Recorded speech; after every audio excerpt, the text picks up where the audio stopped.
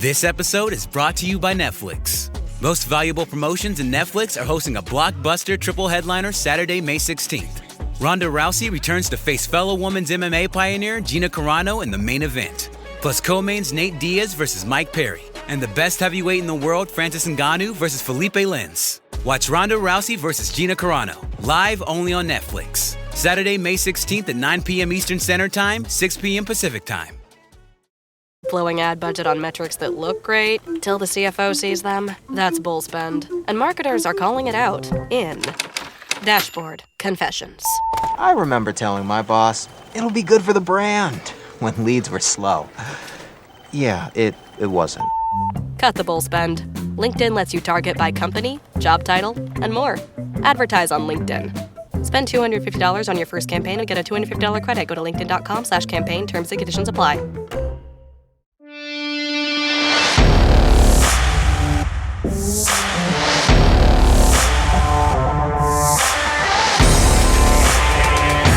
It was monotonous. It was tedious. It was a grind. But that's the point of that. Stick to the basics. And what we hope can do is take that approach and bring it down to the high school and middle school level. Guys, stick to the simple things. Do these drills. Don't get creative. You don't need to get creative. We have all the tools for you. Now you can roll it out to your kids and be successful here.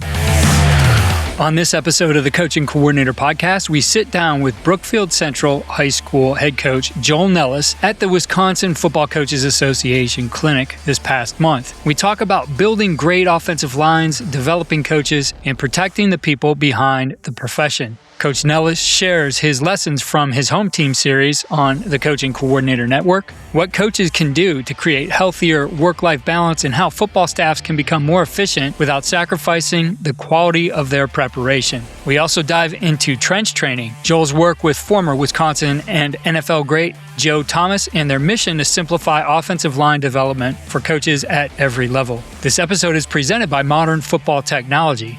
Modern Football helps coaches save time, streamline game planning, and coach with greater efficiency through advanced analytics, breakdown tools specifically built for offense and defense, and evaluation tools like their QB grading system. You can learn more at modernfootball.com. Here's our episode at the Wisconsin Football Coaches Association Clinic with Joel Nellis.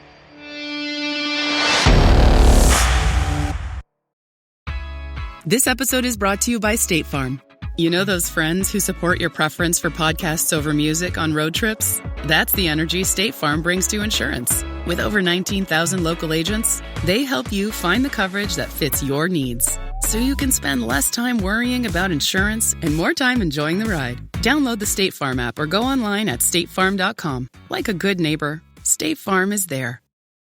We're sitting down with Joel Nellis. He's the head coach at Brookfield Central High School here in Wisconsin. Now, Joel, back in the USA football days, was one of our first guest hosts, and he did a series with us called the Home Team Podcast, and it was outstanding. Had some great guests, some guys, from high school coaches all the way to guys who are coaching at the college level. I think a lot of guys who were teammates of Joel. He talked about a walk-on in Wisconsin, yes, and now doing some things in the offensive line world with trench training. So we're going to talk about all those things today.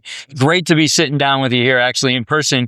Met you all those years ago, and it was always virtual, yep, right? And we had, of course, the pandemic when everything turned virtual. But first time we've met in person, so it's actually great to see you. Yeah, it was funny walking by, and we knew seen the pictures, yeah, but it's like, hey, we might get to meet for the first time. And I tell people the story, they're like, wait, what? I'm like, oh. Yeah, Keith and I worked together and did some collaboration, but yesterday was the first time we've met in person. Yeah, shook hands, hung out. I'm like, hey, man, it's finally great to see you live. Yeah, absolutely. And I was trying to remember exactly what it was that we met on Twitter at the time, X now. Yep. And I know you had written a book. Yes. Walk On This Way. Was that the name of it? Yeah. Correct. And which talked about your experiences there. And just, getting to know you was such an incredible journey in football then, and the people who have become your friends, the people, who you continue to work with now. We'll talk a little bit about, what you're doing with Joe Thomas and trench training. But the idea that came out of it was the home team series, and this idea of there's this part of our experience, a part of what we do in our lives as coaches that we still have to take care of our home team. And so that, I think we probably got to bring that series back. It was so good.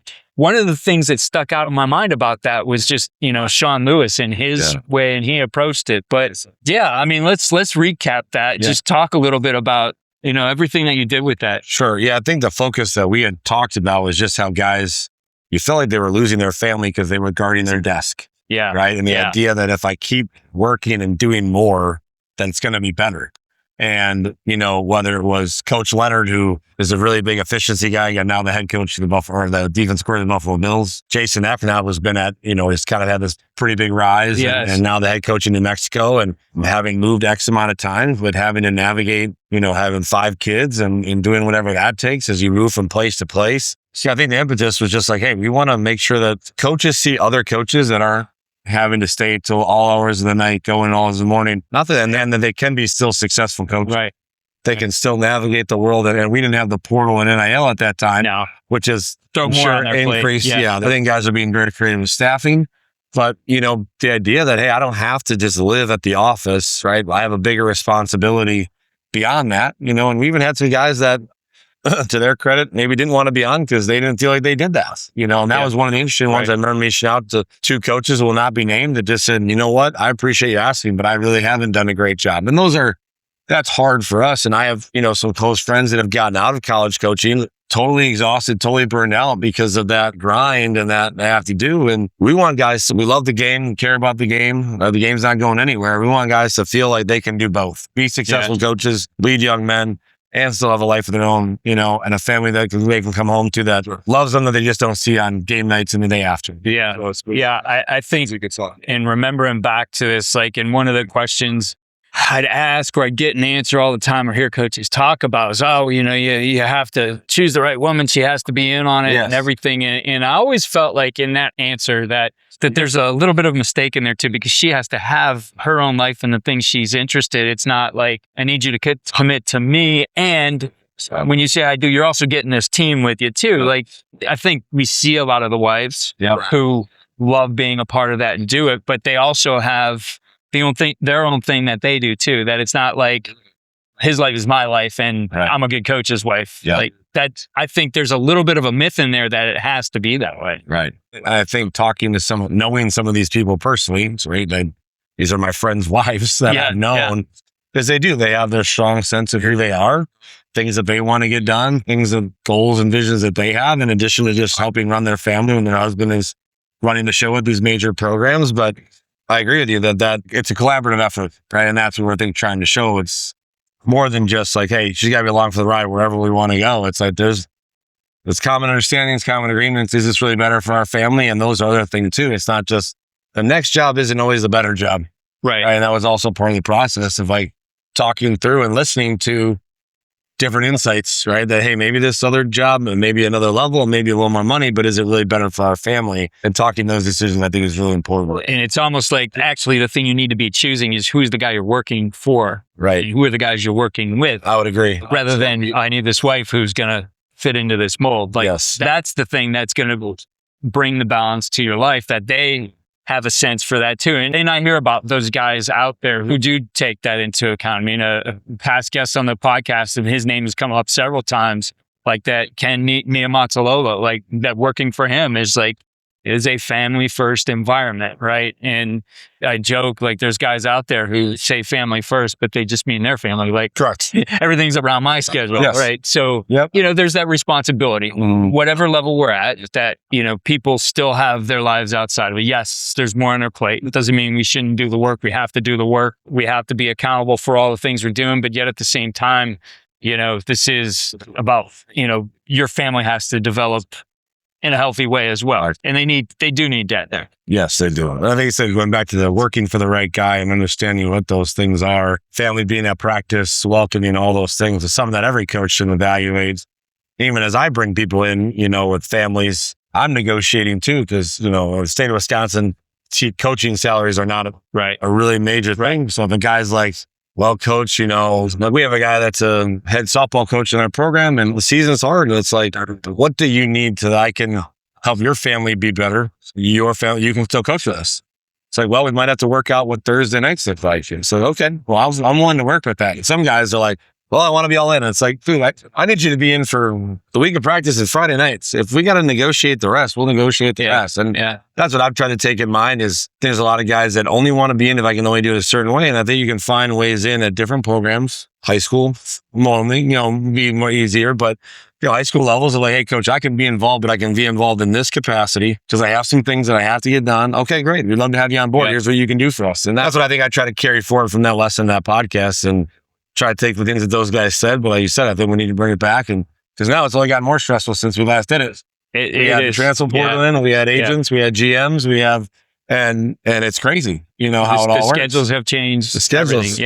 Yeah, all of it. And interesting guys now, half the guys practice in the morning, half the guys practice in the evening, and all that stuff. And those are even completely different dynamics. Yeah. So it's a different world even from just 5 years ago. Yeah, we did a series with Matt Drinkle and his staff at Central Michigan. And when I had first met Matt and talked to him, we talked about, he was a small college coach. It's like, the budget is what it is. I have no room to negotiate. This is what I got. I'm allowed to pay these coaches, but I can give to them with time. And he talked about their meeting time. He's very successful there. Yeah. And when I looked, because we were friends on Facebook, and I talked to him about it. They had fun doing what they were doing. They would share those things, both he and his coaches, and it was a great environment to work in. And I had asked Matt that exact same thing. Is that now you're at the higher level, you can pay more. There are more demands. Has that changed for you? His answer is no. I'm even more in tune with that right now. So, if you could do it at some of the highest levels, you certainly can look at that at the high school level too. And I think our game needs that. What we need right now is the guys who are great teachers and coaches of this game, not to be burned out or not to have to make those decisions that we want them to stay a part of it. So I think with what you're saying is we got to be all in on these days. We got to figure the rest of this out. Well, and I'm going to loop in on the modern football technology as I'm debating whether we're going to implement this. Talking, to the owner here is maybe our guys use it, don't use it in the system. But if I can save time on Saturday, and I can give our coaches back 2 hours. Yeah. Great. That to me was a light that I hadn't thought of previously, just having this conversation 10 minutes ago. It's like, oh, will you feel like you look back on Saturday, or can you reduce the time on Saturday or reduce the time on Friday night? If I can save my offense and defensive coordinator who do a tremendous job for us, if I can save them 2 hours on each Saturday to be with their family, to go support their kids, to do whatever, sleep in longer, then I have to look at that transaction and think, if it's better for them and their film breakdown and their study, and I can save them time because I know how hard those two guys work, Coach Wells Smith and Coach Iverson, how hard they work for us. I should look into that if I can cut their time down to give them more of their weekend back to still feel like in the middle of the season, which is super stressful, that we can have that time back for them. So yeah, Modern Football does a great job of presenting sponsor of the Coaching Coordinators podcast and having the guys who have used this. I think what's really come through. I think Jordan Ersick is he's the model of what you want to do with this technology and how it can work for you. And he talked about the structure of his week being, how this is integrated that way and that it makes everything streamlined for him. He's got little ones now, so his week is smooth. He can spend his time being dad with little ones and not be forced to make those decisions. So I think the time savings, one of it, and he talks about it it's helped him strategically be better on game day too. And when you have a tool that's going to help you, remove some of that stress during the week that, hey, let's just follow our process. And just like we tell our players, we'll be all right. So yeah, there's, I think, multiple aspects of it. We'll get back to the conversation in a moment, but first a quick word from Modern Football Technology. One of the biggest themes in this episode is helping coaches work smarter, not just longer. Modern Football Technology gives staffs tools to simplify breakdowns, speed up analysis, and organize information in ways that helps coaches make better decisions without spending endless hours behind a screen. Whether you're looking to streamline weekend prep, improve self-scouting, or create a more efficient workflow for your staff, Modern Football can help you maximize your time while staying focused on what matters most, coaching players and building your program. Visit modernfootball.com to learn more. looking at the other thing you're doing, looking at your shirt, trench training, right? And I see your booth right over there. You got Joe Thomas's jersey up there. Yeah, it's Wisconsin, not as Cleveland Browns, but hey, we've got that connection with Joe Thomas. Yep. Tell me about trench training, what you guys are up to. Yeah, so Steve Stark and Glenn Derby are former Badgers, and they're the ones that started the company, and they saw a lot of kids leaving the game, big kids, and they saw it at the youth levels where, these big kids are running cross-country practices, they're flipping tires, and it's not necessarily like core offensive line work. And their job was to keep big kids in the game. That's really a focus of what we're trying to do. And so we've been doing in-person training sessions now for close to a decade in Wisconsin. This year, I think we've had over, this 100 athletes across all levels. But we want to move into the coaching world and try to help offensive line coaches have more tools to be successful. So a couple of years back, we partnered with Sports Advantage, and one of their owners is Joe Thomas, who I played with at Wisconsin. I'm actually the head coach at Brookfield Central, which is his alma mater. We have Harrison Thomas Stadium, so the stadium's named after Joe. But Joe is obviously one of the greatest offensive linemen to play. Yep. So we're releasing a course now that's a GAP team course, and we want to build on that. But we have Joe talking through the fundamentals of the position, talking through down blocks, talking through double team blocks. And then we're presenting a bunch of information on naming drills, practice structure, things that we can help make more efficient and standardize. And I think the difference with us maybe versus a clinic from a college coach is we're trying to take it from a high school lens down to a youth lens. Mm-hmm. If I watch one of the cool clinics, right, that you have, and I look at some of those guys, they're phenomenal teachers. Yeah. They teach at a very high level. But I want a school in, we're talking to a school in Division 5 here in Wisconsin, which is a pretty small school.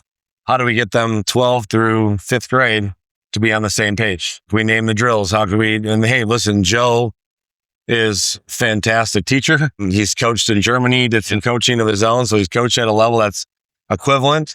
And he's obviously the best at what he does. And he can bring it down from an NFL level to a high school to a youth level and get programs to help implement. And one thing we're finding is offensive line coaches are hard to find.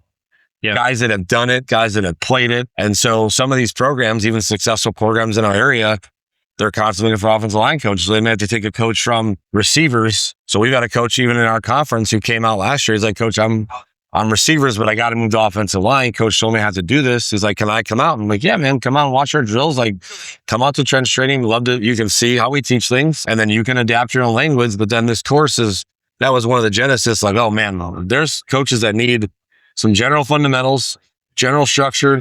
How do I implement this? How do I keep drills simple? How can I have a practice plan every day? How do I implement? And that's what our goal is of this course, is trying to move. So the player aspect is great. The coaching aspect is what we want to do next. And we know how many thousands of offensive line coaches, thousands of youth coaches. And I mean, I think you've seen it. Youth coaching, especially offensive line, is it's a hard thing, right? And we're trying to make that group, those set of coaches, be able to lead those kids in a better way to keep them in the game. Because when you come to Wisconsin to recruit, you recruit offensive linemen.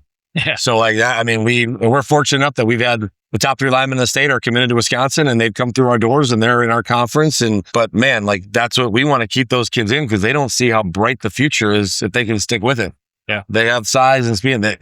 Everyone needs an offensive lineman, and they need a lot of them. And they feel like it's a breed that more coaches want to keep coming into our state and around. Like, we got to find offensive linemen. Everyone has that sentiment. And we've seen it at the Super Bowl 2 years ago where, right, the Eagles were getting home with 4, right? And we saw it in the national championship. I mean, when you can protect or you have a good defensive line, offensive line, that changes the outcome of games. Yeah. Much as we know quarterback is that guy, you can't keep him upright, it don't matter. So that's what we're trying to help make sure happens. Yeah, I think having Joe involved is tremendous. Being able to talk with Joe over the years. He came out here one time when I was with USA Football, and we sat down with Joe over at Camp Randall Stadium and shot some stuff, and had Joe talking about offensive line play. And then, we had him on the first Cool Clinic, and he talked about things there. And then Bob Wiley and I had him on the podcast and focused a lot on what makes a good coach. And, Joe really understands the game, but he understands coaching as well. And he shared just some incredible ideas on his preparation for the game, just a student of the game. But the other thing he shared too is, if you look at him, there were some things he did that people would consider unorthodox, like his start with a stance. Yeah, like that's not a stance that everybody teaches, but it worked for Joe. And I think the biggest thing Joe says, like, look, everybody's a little bit different, and their frames are a little bit different. Their abilities are a little bit different. And so it's not always a cookie cutter approach that you're going to start with things that this is kind of the standard for this, but you as a coach do have to adjust to those guys and see where you need to tweak their training, the coaching points that are going to, hit home with them too. So yeah, this is the way to do it. But I think what Joe pointed out is like, there's no one way approach to this. No. That is the art of coaching too. Yeah. So I think for Joe, we've been doing this for a long time, and he provides those subtle details. If he talks about with our stance, like digging your toe and your heel in the ground, it's like a talon. And like we brought that to our guys and took off their shoes when we first started teaching stance. And you could tell there was some bells going on with like feeling rooted, right? And that's a small thing. You don't know how to think about that, right? Mm-hmm. But then also, he is good enough to look at and realize, yes, I am the greatest offensive lineman maybe to ever play the game. But I know that I have to take this down to a high school level. And what he does so well is synthesizes that and brings it down and is able to adapt. Like, hey, you might not be able to get away with this at 6'2", where I could get away with it at 6'6". Yeah. And how do we move those things around? But then also still understanding a lot of these techniques are still going to be around. This game exists in 50 years. They're still going to be teaching down block relatively the same way, and having done that at a high level, he can also consolidate and bring that down to a low level. And that's what I've found. Joe does this incredibly well as a teacher and a communicator, really understanding how to bring that out in coaches and get that understanding without like being just you got it, you really, he simplifies it, basic level, aiming points, all that stuff is just, he does an incredible job teaching it. You mentioned you guys have put together the GAP scheme course. Yeah. Give us an overview. What's in there? What things especially do you think that are maybe a little bit unique in the way that you guys are approaching it? I really think Joe going through all of this. So we have almost everything in there. We talk about specific plays, talk about how we, make combination calls through all the power, counter, pin, pull. Then we go through practice planning. I think for us, I wanted to take it further than just play diagrams. And then just want to say, here guys, here's play diagrams. As Joe talks about each of the individual drills, sets them up what it looks like for one guy to run them, two guys working together, what is three guys working together, and then outlining for us, like naming drills and reminding guys how to keep it repetitive. I think that's the one thing that if I could make a bigger point about that we've seen growth in is even in the personal training space, you're like, well, I got to keep it fun and interesting. Yeah. This offseason, I made it a point to call offensive line coaches that I've known that come through our doors for careers. I said, tell me the drills. Well, Joel, it's not very fancy. I said, I don't want fancy. I want you to tell me what works. And that's what I think we put together. And then we've tried to talk to coaches. It's okay to do the same things every day. We've given you a progression, but at some point, maybe week 5, hey, we're going to this drill. This is what we call it. These kids don't want to set it up. These kids don't want to line it. So I think there's some little things in that course that can make your practices more efficient, make you not have to stress too much, keep you in a predictable rhythm. And yeah, the kids might be like, oh man, but I've heard plenty of offensive linemen tell me that, at the college level, the NFL level, they're not doing the most creative drills in the world. Yeah. They're doing the drills that make you better. And that's what we hope to give the coaches as a plan for you, not just to run a good play, but to practice a play, right? To know how to execute it. And then to give kids feedback on, hey, remember, this is the step we take. This is the landmark we take, et cetera. I see it on the baseball side with my son, being a baseball player, about to start his indie ball pro career. So I follow all these accounts in baseball too. Sure. And there's these parody accounts of, these trainers just start doing crazy things to keep the interest, keep them coming back. But if you do listen to some of the best guys in the world at what they do, like, a Will Hewlett as an example of quarterbacks, like, there's a limited set of what they do. Yep. It's not about creating the need for the trainer, right? It's the need for the trainee. Not doing all this crazy stuff. Well, and I've heard two good. One of my favorite stories is Bob Bostad, the line coach at Indiana. Mm-hmm. And Bob was at Wisconsin. Bob is a fantastic human being. He comes to our doors. We get a chance to talk, and I had a chance to sit in a meeting with him when my son was in Indiana for, a junior day thing. And I remember asking Kevin Zeitler, lives in Milwaukee area. He went to Wisconsin, moved to high school, and I invited him out because there was a connection. And I was like, what was it like playing for Coach Bo? And he was like, we hated him. He's like, because we did the same drills every single day. He's like, and we worked them to death. And then he had this long pause and he goes, but 7 of us got drafted. So I don't know if we really can say. Yeah. Right. And hey, it was monotonous. It was tedious. It was a grind. And they weren't changing up the drills to keep Kevin Zeitler, I feel like, happy. Yeah. Right. He was doing the thing that was going to make him better. Kevin Zeitler never gave up a sack in college. Right? He's probably made close to $160 million or more in the NFL. And he was a fanatical guy about material, but that was just goes back to the point of stick to the basics. And what we hope can do is take that approach and bring it down to the high school and middle school level. Guys, stick to the simple things. Do these drills. Don't get creative. You don't need to get creative. We have all the tools for you.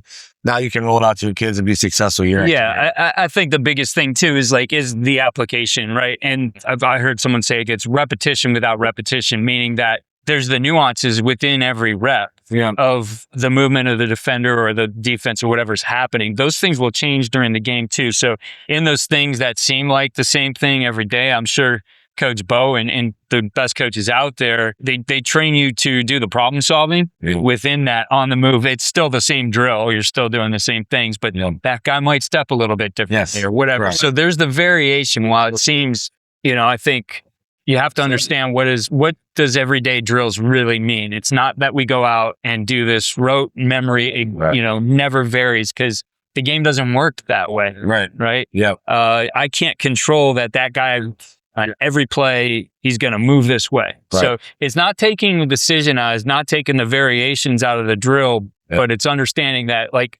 this is how we do this skill on the field. Yeah. And so, yes, we're going to do this every day. And I don't have a million creative ways to do this. Yeah. No, there's only so many if-then situations that can really happen. Right. Yeah, and there is a limited set. Yeah, and let's just practice those and know those. And you know what? They're also, the defense might call the right call. Yeah. That's part of it you have to live with too, is hey, that really might happen. So that's right. We got to make it work. Yeah. Well, I'm excited about what you guys are doing. It's trendstraining.com. I'll put that link in our show notes as well. And Joel, it was great to finally sit down in person with you after all these years, almost a decade, I think, because this was early in our podcast. We're on year 10 now, believe it or not. So it's great to sit down with you, get you back on here, talk about some of those things before. And I would like to have you back again soon. Yeah. Well, I appreciate you trusting me to be, a subsidiary of what you were doing early on. And you were one of the first podcasts on the market, the Coaching Coordinator podcast. I think about some of your commercials at the end, but there was the first, really, I felt deep content about coaching that was relatable, and I could hear, I remember Matt Drinkville at Kansas Wesleyan talking to him, and those are things. So I'm glad that you've continued to stay in coach education, because I think it's really important, and that you guys have honed in on what coaches need and not just selling to sell, and I think that's what's great about what you've always tried to provide is hey, I'm providing a tool for coaches to be successful that's going to trickle down to kids. And I think that's where we've always come together on is hey, I think we're aligned in those ways. And I think you bring people on that are aligned in those ways, and that's what makes everything stronger. And that's the same with modern football technology and everything else that, you bring to the table. So check out our course, trendtraining.com. We want to make it personal. If you want to reach out to us, we're happy to talk. We try to call the people that have our systems and have conversations and troubleshoot and try to figure out things. Yeah, connection is important. It's been great. I appreciate you recognizing that too, because I talk with my team all the time. It's great to have a team now, but about what we do if we're doing it right, it does have a ripple effect, and it is about serving coaches that way. And you guys are doing the same with Trench Training too. So best of luck to you guys in what you're doing, and we'll talk more about it here in the near future. Sounds great. Thanks, Joe. Thanks again for listening to this episode of the Coach and Coordinator Podcast with Joel Nellis. Be sure to check out Joel's work with Trench Training and their new offensive line development resources featuring Joe Thomas. And thank you to our presenting sponsor, Modern Football Technology. Modern Football is helping coaches at every level save time, simplify preparation, and make better football decisions through powerful analytics and coaching tools for today's game. Visit modernfootball.com to learn more. Follow all we're doing on coachandcoordinator.com. There you'll see our network of coaches and partners with their tools that help you do a better job coaching the game. Follow us on X at Coach K. Grabowski.